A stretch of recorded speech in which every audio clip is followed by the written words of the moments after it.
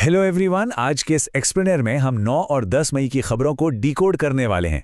हमारा पूरा फोकस उन टॉपिक्स पर होगा जहां से यूपीएससी में सीधे सीधे सवाल बनते हैं। तो बिना कोई भी समय बर्बाद किए सीधे सिलेबस पर आते हैं और कॉन्सेप्ट्स को समझना शुरू करते हैं। तो आज का हमारा एजेंडा कुछ इस तरह है। सबसे पहले हम रक्षा क्षेत्र में आए बदलावों को समझेंगे, फिर राजव्यवस्था, विज्ञान और अर्थव्यवस्था पर बात करेंगे, और आखिर में हमेशा की तरह हमारा मेंस का अभ्यास प्रश्न और एक क्विक रैपिड फायर रिवीजन होगा। चलिए सीधे चलते हैं हमारे पहले सेक्शन की तरफ, रक्षा और हमारा नया रणनीतिक योग। जीएस पेपर 3 के पर्सपेक्टिव से देखें तो हमारी इंटरनल सिक्योरिटी और डिफेंस में एक बहुत बड़ा पैराडाइम शिफ्ट आया है, और ये करंट इवेंट्स हमारे स्टैटिक सिलेबस से कैसे जुड़ते हैं ये समझना बहुत ज़रूरी है। आपने ऑपरेशन सिंदूर के बारे में सुना ही होगा, जिसके तहत 88 घंटों के भीतर 9 आतंकी ठिकानों को टारगेट किया गया। अब ये कोई आर्म स्ट्राइक नहीं है, ये दिखाता है कि भारत अब पुरानी रिएक्टिव रिस्ट्रेंट यानी बस जवाब देने वाली नीति से आगे बढ़कर सीधे जीरो टॉलरेंस की नीति पर आ गया है। और इसका संवैधानिक आधार है हमारा अनुच्छेद 53, जहां रक्षा बलों की सुप्रीम कमांड राष्ट्रपति के हाथों में होती है। अब जरा डिफेंस मॉडर्नाइजेशन पर भी नजर डाल लेते हैं। लीडरशिप में कुछ अहम बदलाव हुए हैं। लेफ्टिनेंट जनरल NS राजा सुब्रमणी हमारे नए CDS बने हैं और वाइस एडमिरल कृष्णा स्वामीनाथन नए CNS। लेकिन सबसे दिलचस्प बात है हमारी आत्मनिर्भरता। भारत ने अपना पहला स्वदेशी ग्लाइड हथियार तारा टेस्ट किया है और एक साथ कई वॉरहेड ले जाने वाली अग्नि मिसाइल मेर्व का भी सफल परीक्षण किया है। साथ ही ऑपरेशन के दौरान S-400 ट्रायम्फ सिस्टम ने जिस तरह से एयर स्पेस को डोमिनेट किया, वो हमारी बढ़ती रक्षा क्षमता का एक बहुत बड़ा सबूत है। आगे बढ़ते हैं हमारे अगले सेक्शन पर, राजव्यवस्था, जहां चुनावी परिदृश्य पूरी तरह से बदल रहा है। पॉलिटी और खासकर जीएस पेपर 2 के संघवाद वाले हिस्से के लिए राज्यों में जो डेवलपमेंट हो रहे हैं वो वाकई हिस्टोरिक हैं। पश्चिम बंगाल में एक बड़ा बदलाव दिखा, जहां शुवेंदु अधिकारी राज्य के पहले भाजपा मुख्यमंत्री बने हैं और उनकी पार्टी ने 207 सीटें जीती हैं। वहीं दक्षिण में देखें तो तमिलनाडु में 60 साल से चला आ रहा पुराना राजनीतिक पैटर्न टूट गया है। वहां टीवीके के नेता विजय ने 1952 के बाद पहली बार गठबंधन सरकार बनाई है। इसके अलावा एक बड़ा नीतिगत फैसला भी लागू हो गया है। आखिरकार 29 पुराने लेबर कानूनों की जगह 4 नए लेबर कोड्स ऑपरेशनल हो गए हैं। ये गवर्नेंस के लिए गेम चेंजर है। गवर्नेंस की ही बात करें तो रूरल सेक्टर में एक बड़ा शिफ्ट आया है। पुरानी मनरेगा प्रणाली में काम के दिनों में करीब 21.5% की भारी गिरावट देखी गई थी। तो हुआ क्या?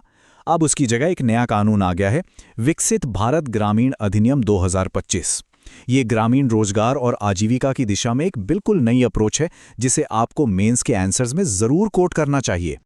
चलिए अब आते हैं हमारे तीसरे पिलर पर, विज्ञान, पर्यावरण और शिक्षा। जीएस पेपर 3 हेल्थ में इस बार प्रीलिम्स के लिए एक बहुत बड़ा ट्रैप बन सकता है हंटा वायरस का हालिया आउटब्रेक। MV हॉन्डियस क्रूज शिप पर जो संक्रमण फैला, उसने एक नई बहस छेड़ दी है। देखिए, आमतौर पर हंटा वायरस सिर्फ जानवरों से इंसानों में फैलता है, खासकर चूहों से। लेकिन इसका NDS स्ट्रेन एकमात्र ऐसा स्ट्रेन है जो एक इंसान से दूसरे इंसान में फैल सकता है। ये बहुत ही क्रूशल पॉइंट है, इसे याद रखिएगा। बायोटेक्नोलॉजी में भी एक बड़ा ब्रेक थ्रू हुआ है डाराक्सोनरासिब दवा के रूप में। ये इतनी अहम क्यों है? क्योंकि ये दवा पैंक्रियाटिक कैंसर यानी अग्नाशय के कैंसर में KRAS जीन को सीधा टारगेट करती है। आपको बता दूं कि 95% पैंक्रियाटिक कैंसर में यही जीन म्यूटेट होता है। तो ये मेडिकल साइंस के लिए एक बहुत बड़ी उम्मीद की किरण है।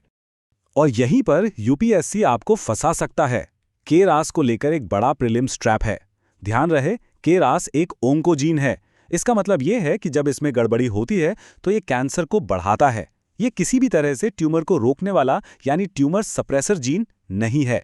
ये छोटा सा टेक्निकल डिफरेंस आपका एक सवाल सही या गलत करवा सकता है। अब जरा जीएस पेपर 2 के एजुकेशन सेक्टर की बात करते हैं।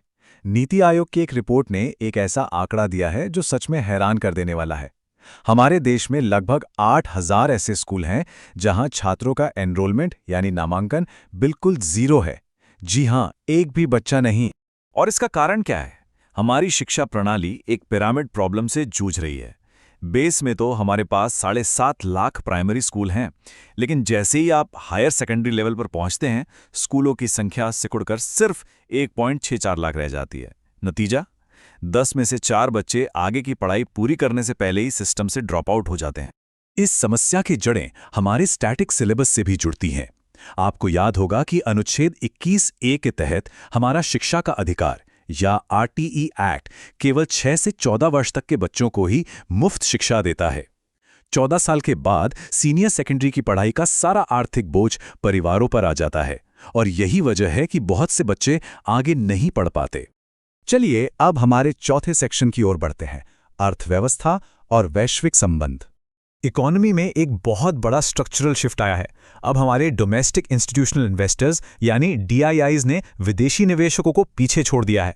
एक तरफ जहां FPI हिस्सेदारी 14 साल के सबसे निचले स्तर 14.7% पर आ गई है, वहीं हमारे DIIs अब 18.9% होल्ड कर रहे हैं। ये अच्छी बात इसलिए है क्योंकि इससे हमारा भारतीय बाजार ग्लोबल झटकों से काफी हद तक सुरक्षित हो गया है। अब ये विदेशी निवेशक बाहर क्यों जा रहे हैं?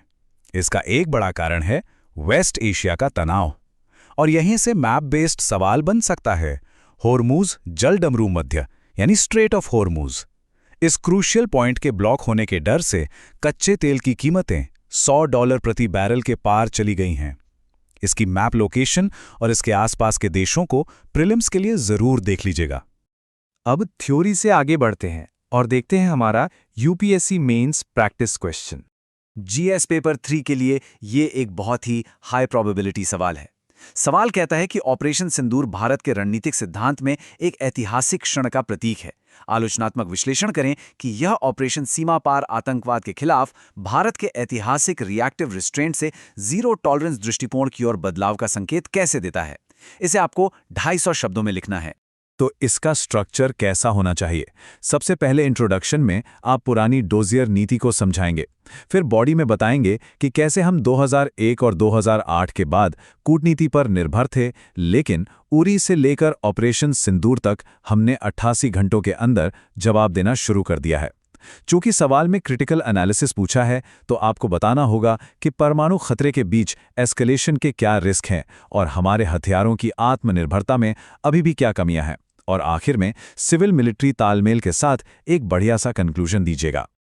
और अब आ गए हैं हम अपने आखिरी पड़ाव पर, रैपिड फायर रिवीजन और हमारा आज का कंक्लूजन। फटाफट से इन की फैक्ट्स को दिमाग में लॉक कर लीजिए। ऑपरेशन सिंदूर 7 मई को 9 ठिकानों पर 88 घंटे में हमारे नए CDS लेफ्टिनेंट जनरल NS राजा सुब्रमण्यन, पहला स्वदेशी ग्लाइड वेपन तारा, बंगाल के नए CM शुभेंदु अधिकारी और तमिलनाडु में टीवी के गठबंधन के C जोसेफ विजय। और ये रहे कुछ और important points. Inland vessels act ने 1917 के पुराने कानून की जगह ले ली है। पश्चिमी घाट के पर्यावरण को नापने के लिए ओडोनेटा सर्वेक्षण का इस्तेमाल हो रहा है। क्रूड ऑयल $100 के पार है। FPI 14 साल के निचले स्तर पर है और PM यूरी योजना के तहत अनधिकृत कॉलोनियों को नियमित किया जा रहा है। जाते जाते जरा इस कोड पर विचार कीजिएगा। एक राष्ट्र की सच्ची सुरक्षा उसके हथियारों में नहीं, बल्कि उसके लोकतांत्रिक संस्थानों की गहराई और उसके डेटा गवर्नेंस की मजबूती में निहित है। ये लाइन आपको सोचने पर मजबूर करती है कि आखिर नेशनल सिक्योरिटी सिर्फ सेना तक सीमित नहीं है, बल्कि हमारे इंस्टीट्यूशंस कितने मजबूत हैं इस पर भी निर्भर करती है। इसे आप अपने SC में भी इस्तेमाल कर सकते हैं। तो इसी थॉट के साथ आज का एक्सप्लेनर यहीं खत्म करते हैं। सीखते रहिए और इन कॉन्सेप्ट्स को आपस में जोड़ते रहिए। तो ये थी आज की मुख्य खबरें, लेकिन अगर आप और डिटेल में जाना चाहते हैं तो इस पूरे एनालिसिस की PDF, जिसमें डिटेल्ड नोट्स और प्रीलिम्स के लिए MCQs भी शामिल हैं, वो आपको हमारे टेलीग्राम चैनल पर मिल जाएगी। आप स्क्रीन पर दिए गए QR कोड को स्कैन कर सकते हैं या फिर डिस्क्रिप्शन और बायो में दिए गए लिंक पर क्लिक करके चैनल से जुड़ सकते हैं।